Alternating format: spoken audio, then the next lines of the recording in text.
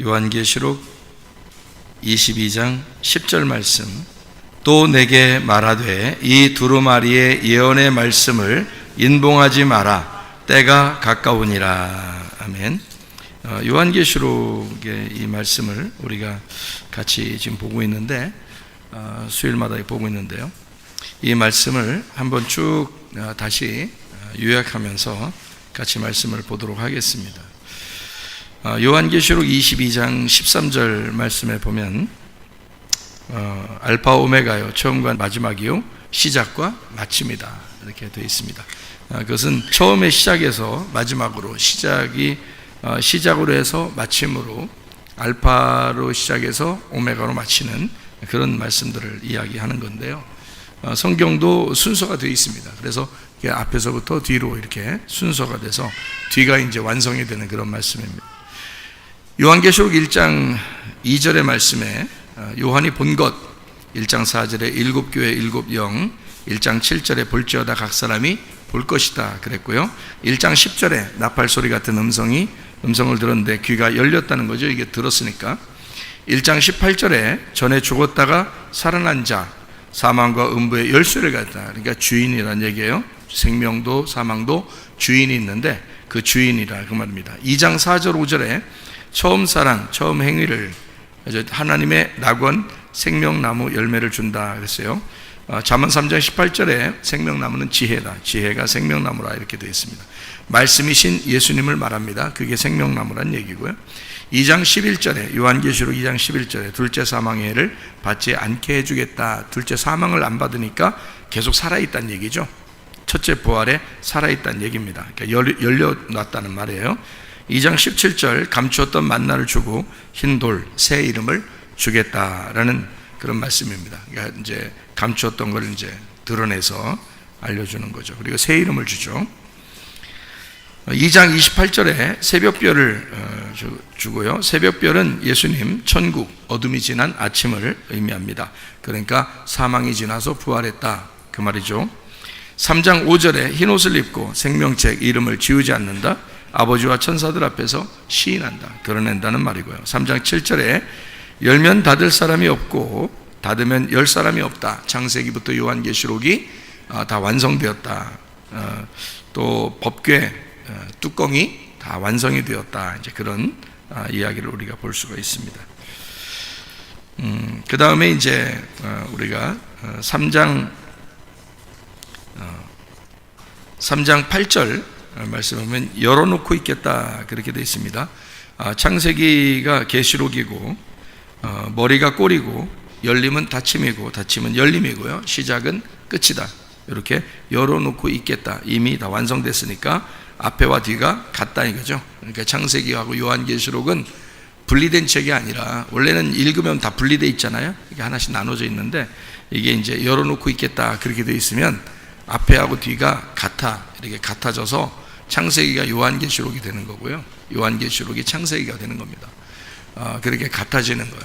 그리고 이제 열어놓는 건 닫아놓는 거, 닫아놓는 건 또 열어놓는 거, 이렇게 되고요. 머리는 꼬리고 꼬리는 머리가 된다, 이렇게 되는 그 말씀을 이제 이해하게 되면 이게 이제 성경이 열리고 보이는 거죠. 3장 12절에 새 예루살렘, 새 이름 이기는 자, 하나님의 성전의 기둥 보아스 야긴 주의 능력으로 건축하겠다는 겁니다. 우리를 건축하시는 하나님, 이게 이제 요한계시록에서 건축이 완성되는 것을 말하는 거고요. 3장 17절 18절은 땅의 부자하고 하늘의 부자가 나온다. 땅의 부자는요, 영적으로 보면 곤고하고 가련하고 가난하고 눈 멀고 벌거벗었다라고 되어 있고, 하늘의 부자는 불로 연단한 금을 사서 부유하게 되고 흰옷을 입었어요. 속옷 겉옷, 예수님의 피의 옷이죠. 요한복음 19장에 나오는. 그리고 이것을 입고 안약을 발라서 보게 하는, 영의 눈을 열었다 이런 말이고요. 요한계시록 3장 20절에 문 닫아 있으면 함께 못 먹고 문 열려 있으면 함께 들어가서 잔치한다 그런 말입니다.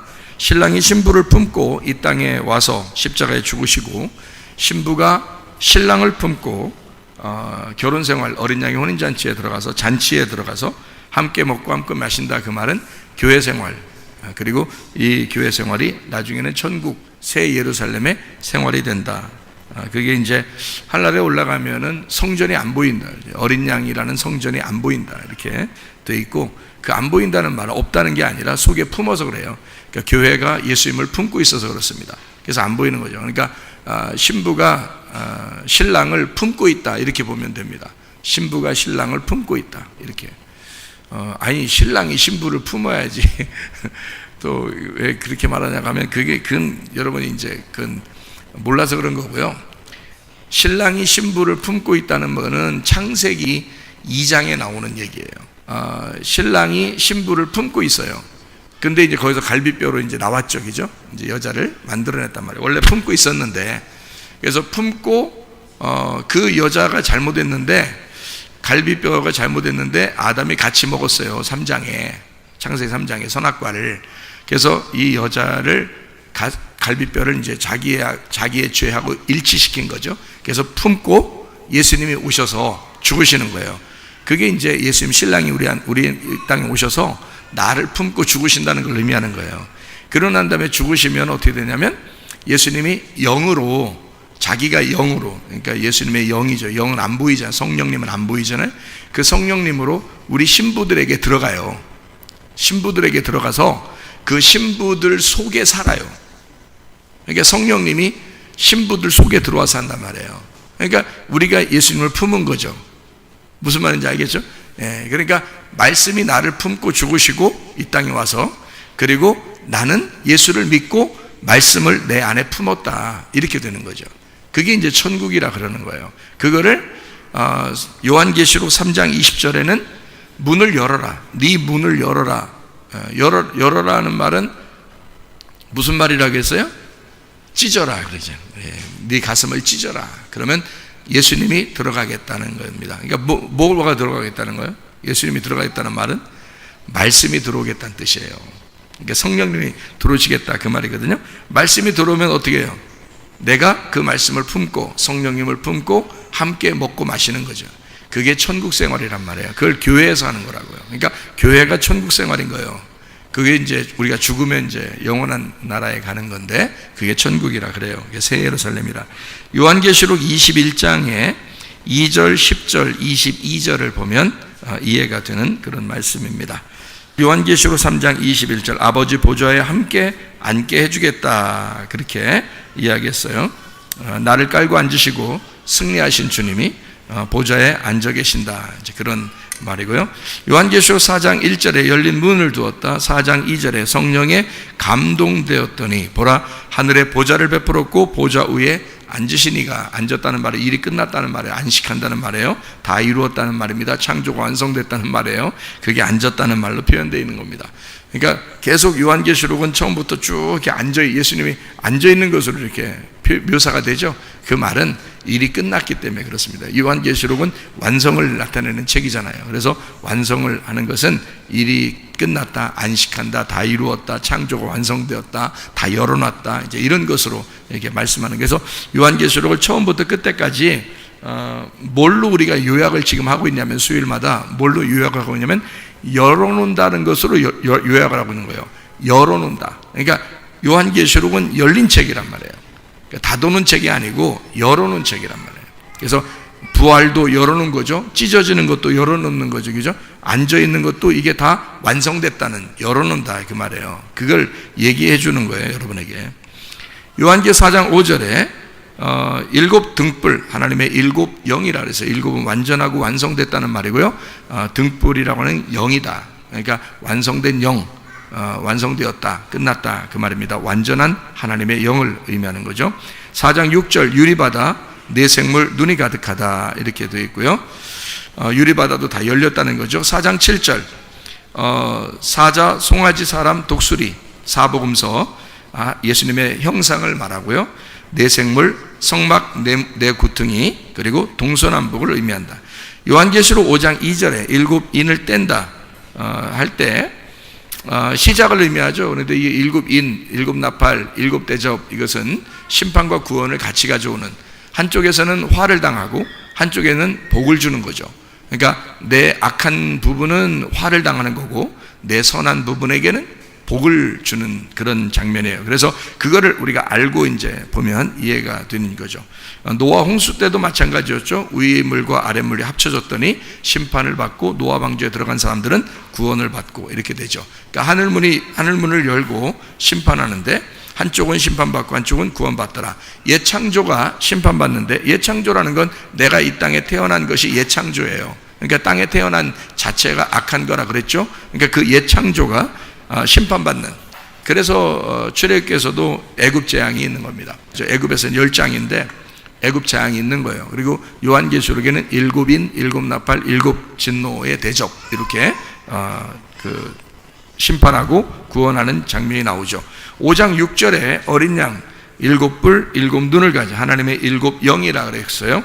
이게 7눈 7영 뭐 이렇게 하는 것은 본다는 의미잖아요. 본다는 게 누굴 통해서 보느냐 했더니 스가랴 2장 8절에 보니까 이스라엘 백성들이 하나님의 눈동자예요. 다시 말하면 영적인 이스라엘이라고 하는 우리 그리스도인들이 하나님의 눈동자 같은 겁니다. 하나님의 눈이죠.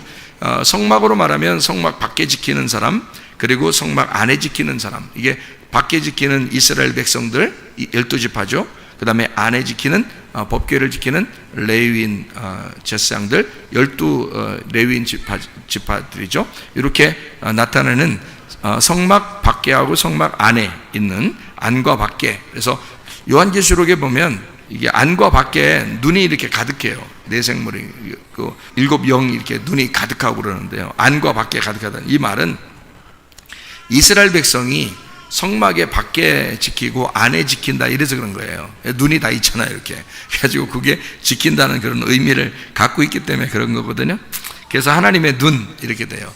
잠언서 20장 27절에 사람의 영혼은 여호와의 등불이라 그랬어요. 그 말은 사람의 영혼이 여호와의 눈이다 이렇게 볼 수 있는 거죠. 그러니까 그게 7영이라 이렇게 볼 수 있는 얘기들입니다. 안과 밖에 눈이 가득하다. 스가랴 2장 8절을 참조하면 되고요.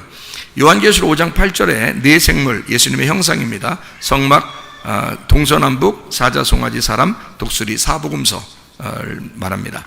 24장로는 12지파 이스라엘 지파, 그리고 12 레위 지파, 밖에 이스라엘 지파, 안에 12 레위 지파, 겉사람, 속사람. 그래서 성막 전체를 말하는데 그게 성경을 말한다. 성경은 겉의 모습과 안의 모습이 있다는 거예요. 그죠? 겉의 모습, 안의 모습. 그래서 겉과 속 이것을 다 전체를 의미하는 그런 말씀들이에요. 그러니까 이게 영을 얘기하는 거지 진짜 어떤 사람을 얘기하는 게 아니란 말이에요. 이게 생물도 마찬가지고 장로도 마찬가지예요. 영을 얘기하는 거란 말이에요.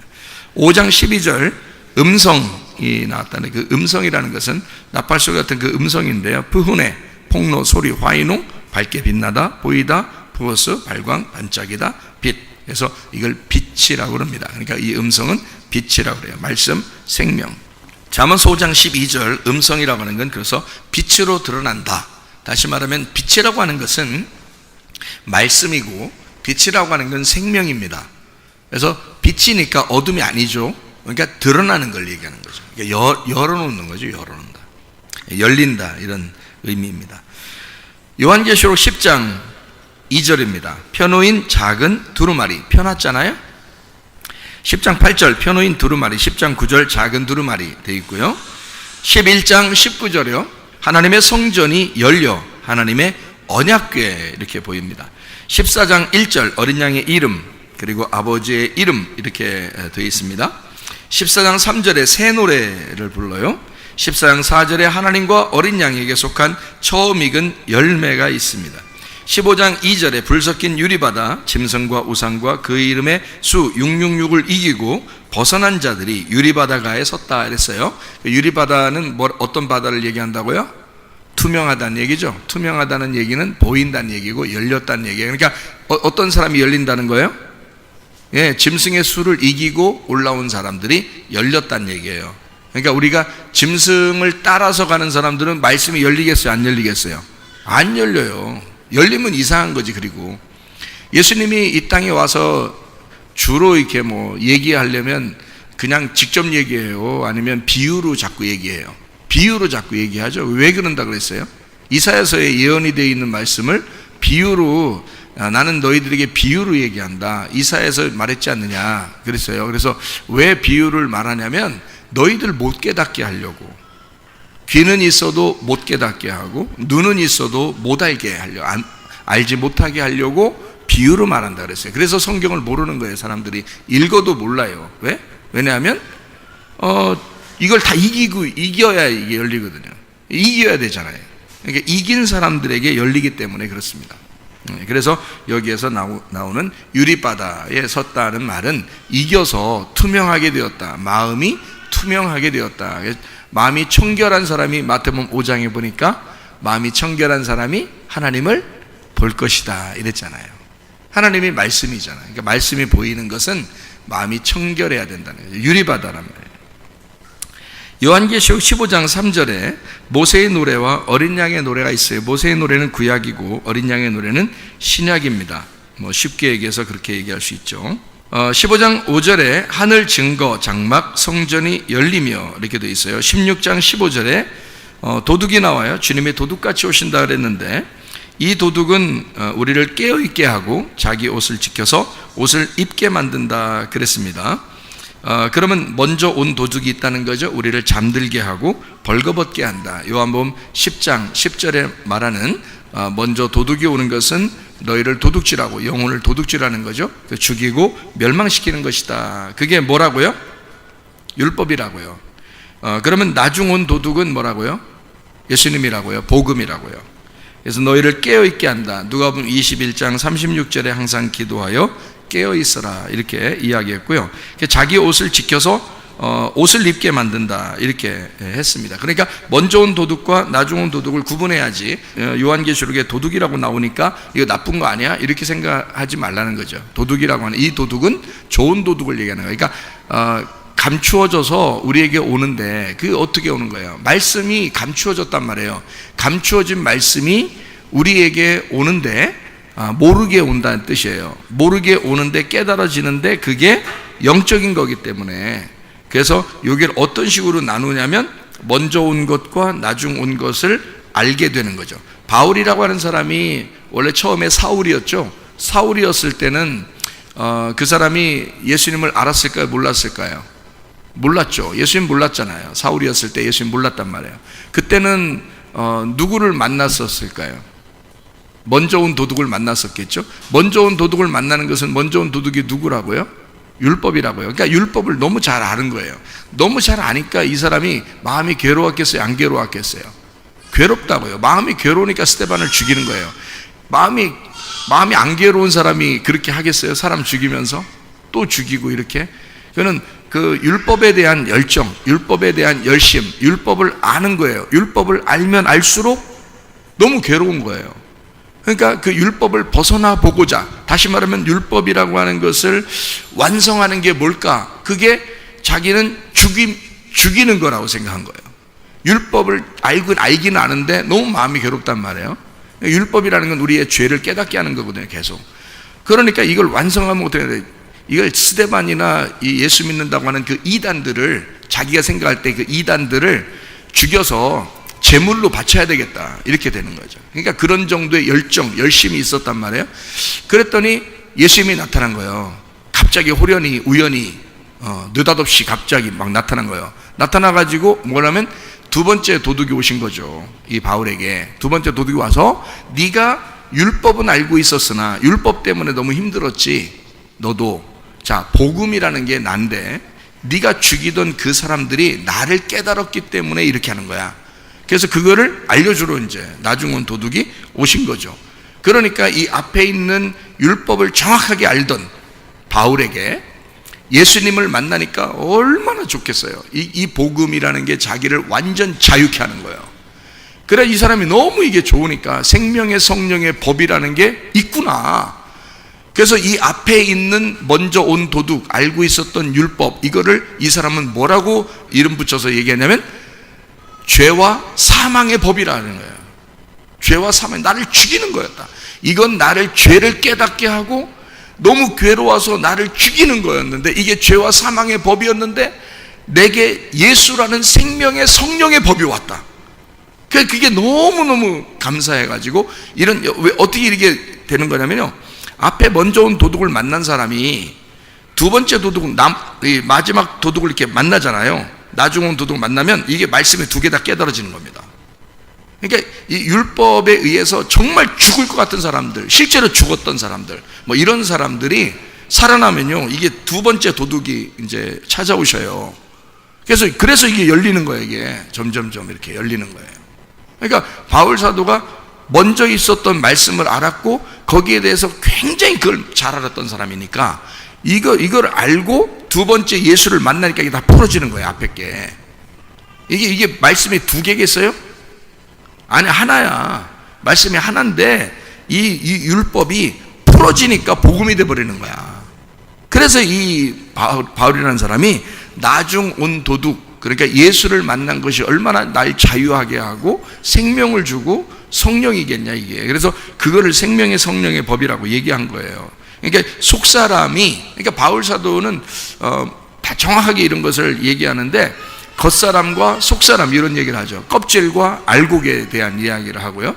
옛사람과 새사람 이런 얘기를 이제 잘해요. 바울이라는 사람이. 왜 그러냐면 자기 모습을 정확하게 보잖아요. 율법과 복음에 대한 이 모습을 정확하게 볼 수 있기 때문에 그래요. 이게 열리는 거거든요. 열리니까 옛사람과 새사람, 겉사람과 속사람, 껍질과 알곡, 그리고 육체와 성령, 뭐 이런 것을 정확하게 나눠요. 그래서 육체의 열매와 성령의 열매 이렇게 탁탁 나눠버리잖아요. 그러니까 바울이 이걸 왜 이렇게 딱 나눌 수 있냐면 이렇게 앞에 있는 것과 뒤에 있는 것을 이렇게 딱 나눔으로써 앞에 있는 것이 뒤에 있는 도둑을 만났을 때 이게 열리는 거고 이게 생명을 갖게 된다 해서 이것이 흙이라고 하는 이 앞에 있는 흙인데 뒤에 생기가 불어와야 된다. 그러니까 이게 이제 속사람인 거예요. 이게 새사람인 거예요. 이게 예수인 거예요. 그러니까 요거를 이제 나중 온 도둑이라고 요한계시록엔 거기서 그렇게 표현을 한 거예요. 요한계시록 16장 15절에 나중 온 도둑, 이게 복음이고요. 우리를 깨어있게 한다. 그리고 자기 옷을 지켜서 옷을 입게 만든다. 이렇게 얘기하죠. 창세기에서는 선악과 먹고 옷 벗었다는 거죠. 그죠? 옷 벗은 걸 알게 됐죠. 원래 벗었는데 벗은 걸 알게 된 거예요. 그런데 이제 나중 온 도둑은 우리의 옷을 잘 지켜서 옷 입게 그렇게 만들고 옷을 잘 지켜서 옷을 벌거벗고 다니지 못하도록 그렇게 만든다는 거죠. 그러니까 얼마나 달라요. 이게 완전히 다르죠. 그죠? 반대로 된 앞에와 뒤를 연결해서 하나로 만드는 그런 말씀입니다. 요한계시록 17장 15, 16절에 열불 짐승이 나오죠. 음녀가 나오고요. 이게 이제 열불 짐승이 세상 먼저 온 도둑입니다. 음녀는 탕자를 얘기하고요. 타락한 신부, 타락한 교회를 말합니다. 이게 바벨론이에요. 반대로 말하면 어린 양이 있고요. 어린 양은 내생물이고 24장로고 나중 온 도둑입니다. 그리고 신부는 돌아온 아들이고 거룩한 신부, 거룩한 교회를 말해요. 이게 새 예루살렘을 의미하는 것입니다. 자, 요한계시록 18장 4절 말씀. 내 백성아 거기 어디라면 음녀가 있는 바벨론 거기서 나와라. 그의 죄에 참여하지 말고 재앙들을 받지 마라. 네가 음녀였었다는 얘기입니다. 우리 모든 사람들이 다 음녀예요. 이 땅에 태어난 것이 음녀라고 그랬죠. 태어난 자체가 음녀예요. 그래서 여기서 음녀로 태어난 나를 이게 이 음녀를 찢어서 벗겨버리는 거고요. 죽이는 거예요. 이렇게 벗겨서 이렇게 재앙을 내려가지고 벗기고 신부로 옷을 입혀버리는 거죠. 그러니까 이렇게 음녀를 찢어버리고 신부로 만들어 옷을 입히는 게 이제 요한계시록인 거예요. 그래서 거기서 나와라 그랬으니까 사람들이 생각할 때는 음녀의 바벨론에서 나와라 이렇게 하니까 사람들은 어디서 이렇게 나와라 이런 건 줄 아는데 나오라는 게 아니라 네 겉사람에서 나와서 속사람이 되어라는 말이고요. 네 껍질에서 나와서 알곡이 되어라 그런 말입니다. 아주 쉬운 내용인데 조금 이렇게 우리의 속을 이렇게 볼 수 있으면 성경을 볼 수 있으면 이게 이런 거구나 풀리는데요. 이게 속이 안 보이면은 이게 뭔 말인가 전혀 몰라요. 실제로 처음에는 옛날엔 나도 이런 게 무슨 말인가 그랬어요. 이게 무슨 말이냐 이게 도대체가. 그래서 뭐는 뭐다 이렇게 뭐는 뭐야 이렇게 해보려고 했는데 그게 아니더라고요. 그게 아니고 엄청 어려운 게 아니고 쉬운 거였어요. 그러니까 성경 처음부터 끝까지가 연결되어 있는 아주 쉬운 내용이었는데 그거를 어렵게 보니까 더 어려워지는 거예요. 근데 이제 쉽게 우리가 음녀에게서 나와서 신부가 되는 그런 말씀을 여기 하는 것입니다. 18장 21절에 큰 맷돌 같은 돌을 들어서 바다에 던져 큰 성 바벨론이 비참하게 던져져 결코 다시 보이지 아니하리로다. 멸망한 거죠. 음녀가 멸망한 겁니다. 바벨론이 멸망한 거예요. 그러면 뭐가 나오는 거예요? 새 예루살렘이 나오는 거고 신부가 나오는 거예요. 누가 되는 거라고요? 내가 옛사람인 내가 그렇게 되는 거 죽고요. 새 사람인 내가 그렇게 부활해서 새 예루살렘 교회 주님의 신부가 되는 것이다. 그 말입니다. 10절이죠. 요한계시록 19장 2절에 음녀를 심판합니다. 19장 4절에 24장로 네 생물 하나님께 경배 아멘 할렐루야 그럽니다. 19장 8절에 빛나고 깨끗한 세마포 옷을 입었는데 그게 성도들의 옳은 행실이로다. 이게 믿음이라 그랬습니다. 다른 거로 총가는 게 아니고요, 믿음으로 간다 그랬어요. 요한복음 6장 29절에 하나님의 일은 하나님께서 보내신 일을 믿는 것이다 이렇게 되어 있고요. 요한복음 4장 34절 주님의 양식은 하나님의 뜻을 행하며 그의 일을 온전히 이루는 것이다 그랬습니다. 그러니까 우리가 믿음이 하나님의 일이고요, 그리고 말씀이 양식입니다. 무슨 말인지 아시겠죠? 그러니까 사는 자체가 말씀으로 살아가면 된다 이런 말이에요.